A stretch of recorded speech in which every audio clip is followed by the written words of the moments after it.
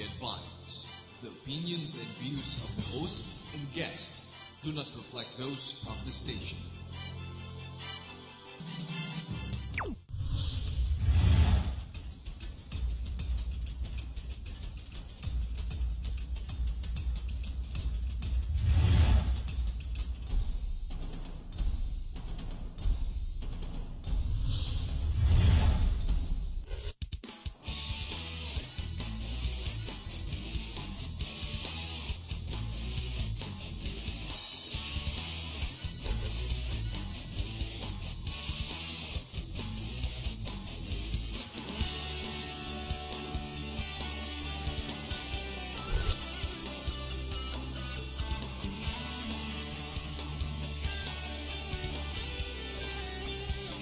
You are what you watch.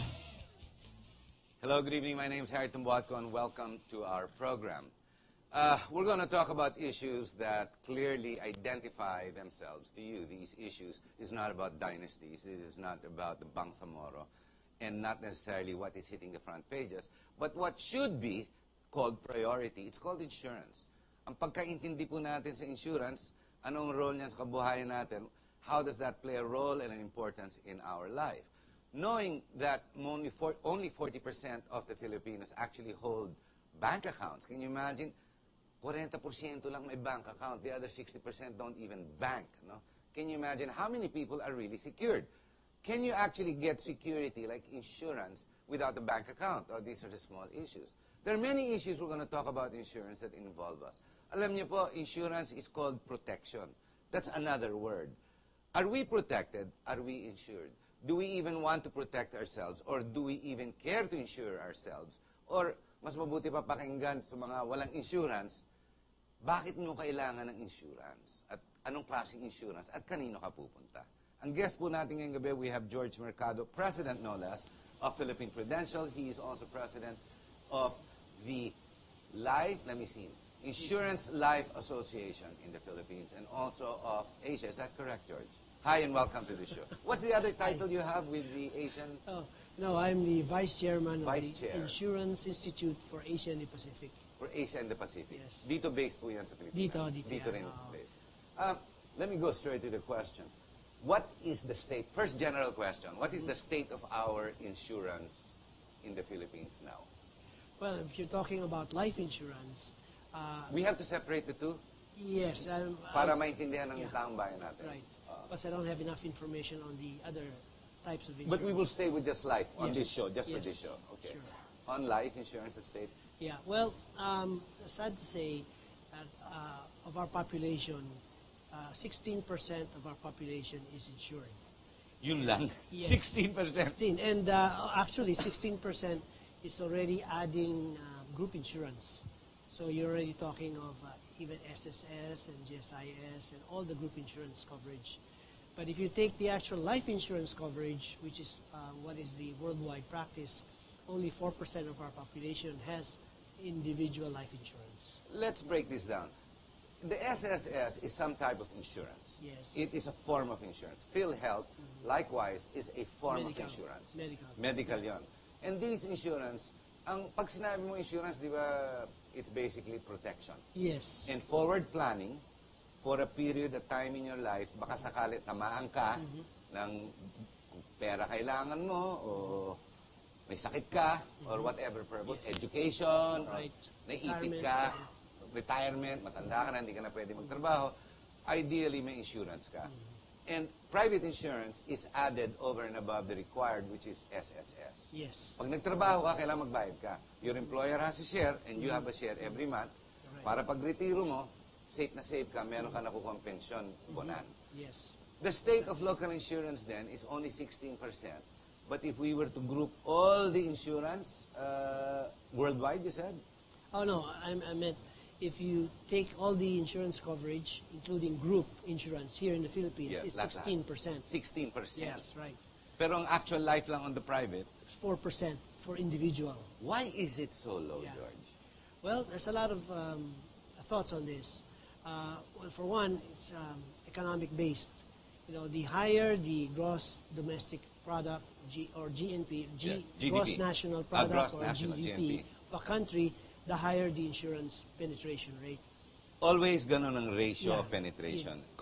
Yes, worldwide. It's Worldwide yeah, practice right, to. yes. So kung walang pera yung taong bayan, mahina yung bayan, mahina din insurance nila. Yes, because of course we have a 27% poverty rate according to ADB, and so if you're in that range, your priorities more different. You need to take care of food Isang tuka, first. isang kain, isang Yeah, tuka. food first. Food first. Yeah, and then shelter. No, in fact, shelter. The cost of shelter, whether it be rental or ownership of What comes first, property. insurance or shelter? Shelter muna. Shelter muna. That's the biggest cost in our expenses is shelter. So as we're growing up, the first thing is food because it's a Yeah. daily requirement Right. 3 times a day. Then shelter. And the next biggest expense is shelter. What is the third? Well, I don't have the Iba-iba na. exact- Ano iba-iba kaya na yung kotse? reasoning, oh. Pag Pilipino, kotse, sasakyan, Well, motorsiklo, jeepney. transportation, or but anyway, life insurance is not a priority. Should it Yeah. be?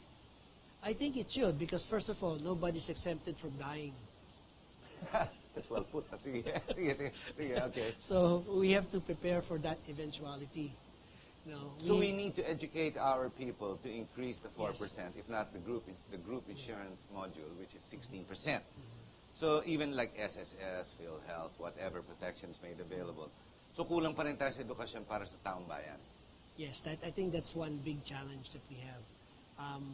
So we at the Philippine Life Insurance Association is trying to work with the Department of Education. In fact, we had some series of meetings already. We were promised to be given the curriculum for grade 7. I This don't will be a understand. start. Why is it's only now, it's 2012, and we're only trying to get a curriculum? Has the past governments failed, the financial institutions that have ruled this country? We've had a lot of brilliant minds there, from Ong Pin, who is now one of the bigger boys today, Bobby Ong Pin, even Purisima.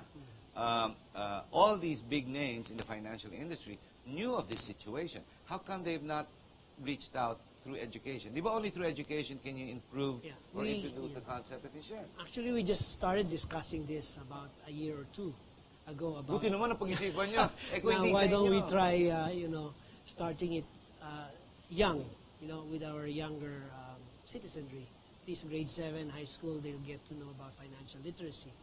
We, the association, have been doing in the past, during our Life Insurance Consciousness Week, we've been doing a lot of activities on insurance and conferences and newspaper articles. In fact, all the different insurance companies are by themselves just propagating insurance to their own Their own media. ways, their Yes. own education. Right. Sila lang eh.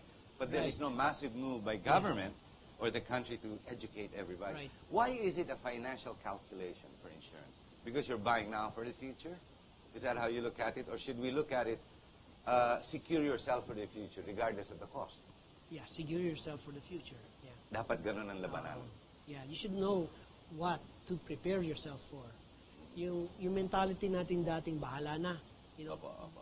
As you've seen, Yes, a I lot know. of these caskets na may canvas, di ba? Especially in the poorer areas. Tapos yung bangkay nililipat from one house to the other kasi yung nagtotong sila para to earn Para to enough generate money. Yeah, for the burial expense, no? So, the gross national product, the income, jobs, meaning jobs, the people having jobs and having an income and having a fairly good financial state until we resuscitate that and bring that up, the insurance issue will become a stalemate or become problematic Right. until umakyat yan. Yeah. Do you see it going up in the last 3 years, 4 years? Actually, it's starting to pick up. The economy in the Philippines is very good. In fact, we have a lot of foreign investors coming in. But we don't allow them to own anything here. Pinagbabawalan natin from schools to media to owning land. My gosh. Yeah. We are saying, alika, pasok kayo. Pero at the same time, hindi ka pwede dito, ha? Malis kayo. I don't understand that policy, but then again, that's what it is. Yeah. Well, some of them are investing. At least that's good, no? Because now the corporations or the businesses don't have to borrow too much because they have money coming into the stocks that are much lower ang cost nila. No? So, And our income here, the spreads are better than around Asia right now. right. And America as well. Also, the insurance industry has also been going down. I mean, lowering the premiums. We have now microinsurance. Ano yung Yeah, micro-insurance? This is the insurance for the poor. Meron pala. Yeah, yes. Tell us about, do you have that, that product in Philippine yes, Prudential? yes, we tell do. Tell us about as that. well product. as with May 15 other micro companies. pala, ha? Yes, microinsurance. There are 15 companies now that are allowed to sell microinsurance. How does that work? The Maliit premium ang is as binabayad mo. low as 20 pesos a day. Okay. Yeah, or 600 pesos a month. Okay. At safe na safe ka na doon. Yes, your coverage is about 500 times the daily minimum wage, so you can go up to 200,000 coverage. Wow, with only 20 a day. Yes, with 20 a day. So But you have to be how old to join it? you could, Any? yeah, any age up to age 65. Ba? Okay yan. Entry age. I should do that with my entry age employees. 64. Mga Right. mga enterprises dapat gawin nila yun para sa staff nila because that's reasonable. Yeah. So a lot of cooperatives doing that right now. Should Filipinos, especially those who already have jobs and are covered by SSS, should they go to private insurance like Philippine Prudential? Yes, they should still get additional insurance coverage. Should they? Yes, they should, because the coverages for the mandated insurance coverage are really just barely enough, to pay for final cost. Then you have, of course, tuition fees, you have mortgages, loans. And those that have invested, over the years you've seen the payback is mathematically correct. The financial breakdown is talaga nakukuha nila yan. Yes, yes. Hindi ba takot ang Pilipino mag-insure because mga nangyari dun sa pre-need? Di ba may issue Yes, yan? that's Maybe we can help another- clarify yes. our audience. Yeah. Para Yeah. maano lang natin both sides. Yeah, that's another problem that happened. Yeah, because actually the pre-need industry is a different type of business transaction, business model, where most of our population think that it's the same thing as insurance. Actually, it's not. Walang-wala. Yeah, diba? it's different, totally different. The life insurance business here in the Philippines is a very old business. Life insurance has been around the world for 200 years. There are companies here operating at 100 years Yes. old, 50 years old. And they're stable. Yeah, stable, because we are following international standards. Hindi natin inimbento ito. It's already been there. Pero yung pre-need, Well, gawa-gawa that natin is yan dito. something that's unique. It's only here available in the Philippines. Ba't napayagan yun ng gobyerno? I don't know. I guess at the beginning, it used to be good. Here, I think this is where the tuition fees, the educational plans are, I think, the main problem here. That's where It used to be, pumutok eh. yeah, open-ended. So during that time, your tuition fees were regulated by the government, so schools cannot go over 10% increase every year. And also, the investments were good. You remember the Jobo bills? Yes, magaganda. People used to be able The yield to was invest excellent. for 40% Yes, a year. yes, yes. So you're making 40% and you're paying Paying 10%. 10%. So it was good business. But when the government deregulated the tuition fee, and so Should which you government wish- have tuition fee? yeah, it could have been still good up to a certain point. But now, do you yeah, feel, you're an insurance man, you're an insurance expert, should Right. government did they do the right thing by deregulating that? I think Because everyone's yeah, complaining, yeah, tuition fee is too high. Yeah, everyone's Right. complaining everywhere. I'm Yeah. suffering from it. I have 2 kids in college, di ba? Magkano na ngayon sa Lasal? Yeah. Let's see. Magkano maabot ngayon? If I'm not mistaken, it's average of 150,000 a year. Yeah, it used to be 100,000 during my time. See? my children. Di ba? And it's biro 50% yun, ha? yeah. And it's still climbing. Yeah, yeah. Soon, in the States, it's ridiculous already from where it's going. Right. Should they have stayed the regulation, do you think? Or dapat sana hindi na lang dapat ginawa? Well, baka tumagal ng konti yung pre-need companies. Kaso in other words, doomed to failure talaga yun. Yeah, because you could not control your liabilities. They were open-ended. Masyadong Unlike malaki yung life, amount. Yes. unlike hindi ganun ang Yes, pattern. because we have a face amount or the amount of insured. It's fixed. From the very beginning, we tell you apply for it. I want 100. I want 1 million pesos worth Yeah. of life insurance coverage. So you're So going to be they- paid 1 million. Ang insurance That's our ba, is that a betting game for the future? I think it's more of a savings. A saving. Because it's going to happen. Like I said, nobody's exempted from dying, Harry. So, ang business mo pala, parang mga gumagawa ng mga kabaong, they're all dying to get to you. No, but it's protecting yourself against Right. death. Yes. Pag hindi ka handa, never mind, ikaw kung patay ka, so what? You're done, you're finished, Yeah. you're gone, you're out of this But- earth. But the people you're leaving Yeah, behind, who's going to pay for the bills? Of course, there's the final bills, The hospital services. bills, and then the final cost of burial and all of that. Then you have utang, mortgages. You also have the Bureau of Internal Revenue, Oo nga, ano. inheritance tax. In Sasabayan fact, ka there's a yan. lot of people that are older people that are buying that for estate planning. That's their only purpose, just Yes, estate to be planning. able to pay the taxes, the inheritance tax. Should that be a campaign issue to teach the Filipinos, because we have a new election coming around? Is that a priority issue for our countrymen? Should it be a priority issue? Or should we just let insurance, the state of insurance, be the way it is? Should Filipinos buy more insurance? I think they should. Because- What level, what percentage would you be happy that the Filipinos are insured? 20, 30% more? Ideal? We've been talking for a long time of reaching 20%, including group. Yes, including group. We haven't even reached that. It's a far cry, 4% to 15%. Yeah. Up to Even 20 lang. 4% Ang Amerika. individual lang. Well, you're looking at, in some, I don't exactly know in America, but in some countries like, I think in Taiwan, it's like every person has 2 life insurance policy. Wow. Japan, ganun din sila. Yeah. Mga developed Actually, countries, much higher pa in Japan. much higher pa. Yeah. So developed countries, maayos insurance nila. Pagdating sa poorer countries, wala. Right. So there's a real direct relationship on, we have to improve first the country financially before we can go into. How safe are the insurance companies in the Philippines? They're How very safe is safe, right? Because first of all, we're regulated by the Insurance Commission, and all our liabilities are checked every year. Meron kaming actuary, a resident actuary that tells us it's time to put in more reserves. Reserves are the monies that you put aside, so that you can prepare for your liabilities, your future liabilities. So people ready to get to cash out, and you're required to pay out, so to Yes, speak. pay out when they die or when their policies mature. Kasi there are endowments that mature in 10, 15, and 20 years. So those need to be paid. So every year, we calculate how much reserves we have to put aside. And the reserves are invested in government securities, bonds that are approved by the government, by the Insurance Commission. But the interest rates today are, well, no, hang on, maybe I'm There are wrong. some good ones. There's some good ones. Yeah. Because the savings are really terrible. That's crap. Right now. 0.03. I mean, you know. Now they're really low. Once in a while, you get a good one. Like just recently, we saw San Miguel offering 8% Ba, okay for yun. a 10-year bond. That was good. But you hold on to that for future. Yeah, just it's a long, it's a it's a long 10-year time, bond. So oh. you match that towards your liabilities that will mature in 10 in years. 10 years. Right. Wow. So if your insurance company, people like you on the top don't understand business like this, the people buying into that insurance company, you'll be messed up.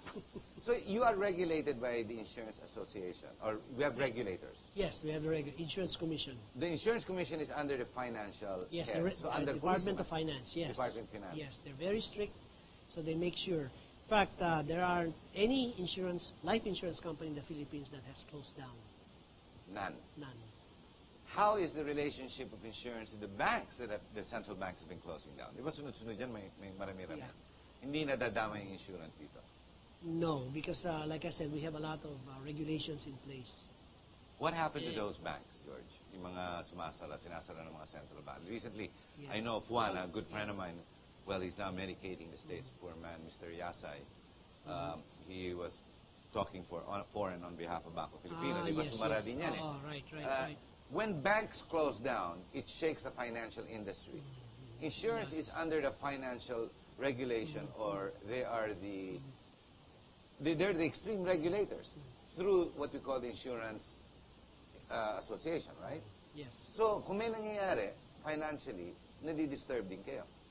Somewhat a little bit disturbed, but not as much as the banks. Kung bangko magsarado. Because, like I said, there aren't any insurance companies that have closed down yet.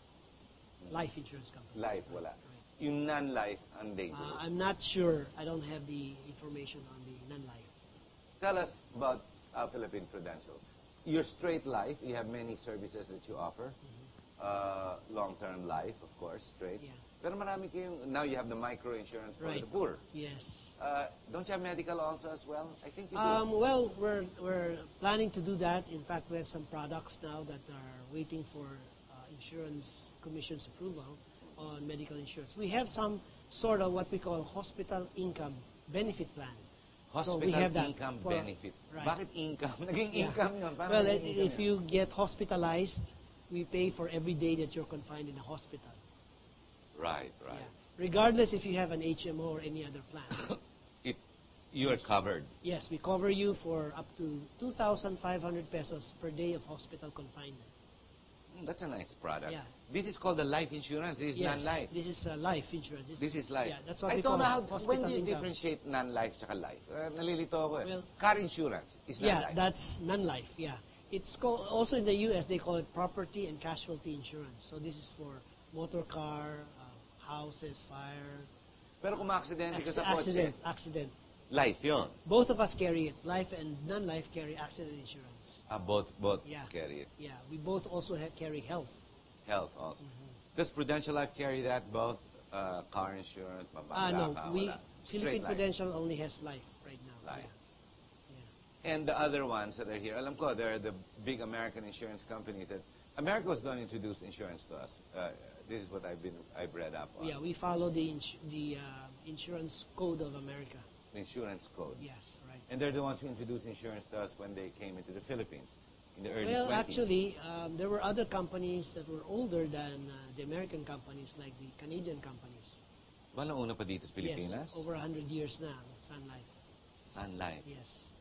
Paano sila nakapunta dito? Wala naman, they didn't conquer us or anything No, like they just opened up an insurance company in the late 1800s. that. Okay yun. Pero maliliit lang o konti lang customers Yeah, nila. at that time. Then they started becoming big, and now they're quite large. What should viewers... In fact, they're the biggest now. They're the biggest now, Sun Life. Yeah. What should Filipinos do when they're choosing an insurance company? Who should they talk to? Dapat ba kaibigan mo yung insurance company mo? Should there be a personal relationship? Or should it be based on study na sino pinakamalakas, sino ito?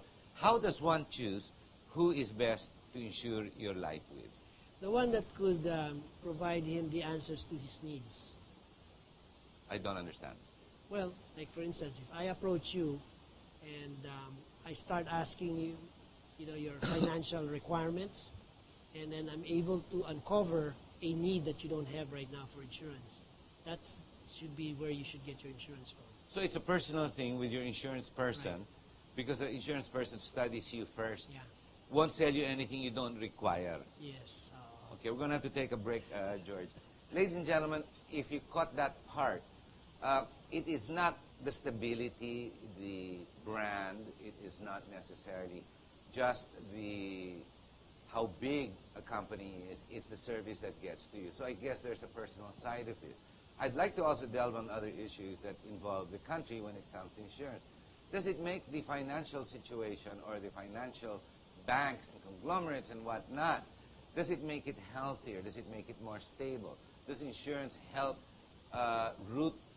so to speak, to hold on to the financial capacity of the country?